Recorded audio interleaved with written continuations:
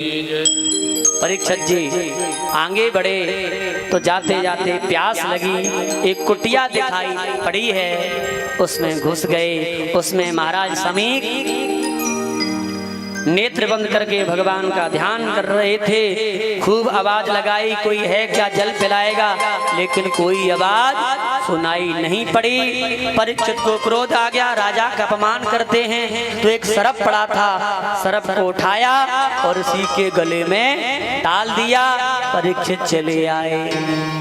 जब समीक ऋषि के पुत्र श्रृंगी को पता चला तो बड़ा क्रोध आया और कौंसकी नदी के तट पे स्नान कर रहा था, खेल रहा था। उसी में प्रविष्ट होकर के श्रृंगी ऋषि ने परीक्षित को 7 दिन में मरने का श्राप दे दिया। क्योंकि श्राप कौन सा दिया?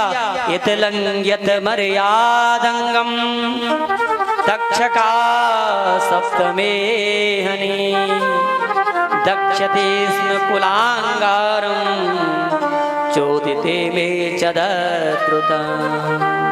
बोले हे मूर्ख राजा, तूने मेरे पिताजी का सरप डाल करके अपमान किया है, तो मैं भी तुझको शराप देता हूँ। ऐसा ही तक्षक शराप तुझे 7 दिन के बाद 10 लेगा, तेरी मृत्यु हो जाएगी। राजा तो चला गया। जब बच्चा रोते रोते पिताजी के पास आया, पिताजी के नेत्र खुले, बेटा क्यों रो रहे हो? बोले राजा आया था, वो अपमान करके चला गया। बोले तुमने उसको कुछ कहा नहीं? बोले महाराज ऐसा कहा है, ऐसा दंड दिया है कि जीवन भर याद रखिएगा। बोले क्या किया? बोले मैंने 7 दिन में मरने का श्राप दे दिया। समीक महाराज कहते बेटा तूने बहुत बड़ा अनर्थ कर दिया, क्योंकि अब ऐसे धर्मात्मा राजा मिलने वाले नहीं हैं। आजकल जितने भी राजा होंगे सब अपना पेट भरने वाले होंगे।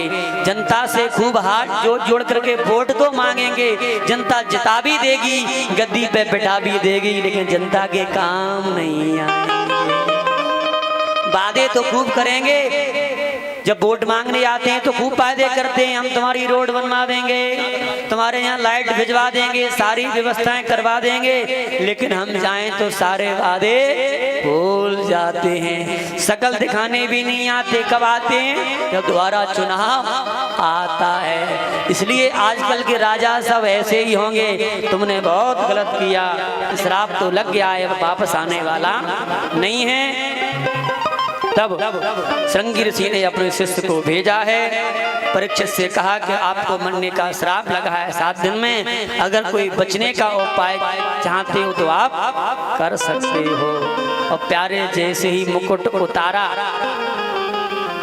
तो कलयुग का दोष जब दूर हुआ तो परीक्षित को बहुत पश्चाताप हुआ। पछताए मैंने क्या कर दिया, मैं तो हमेशा संत ब्राह्मणों का सम्मान करते रहता था, लेकिन अब मरने का श्राप लग गया है, तो इस जीवन को अब यहाँ नहीं रखना और अपने जीवन को सुधार लेना चाहिए।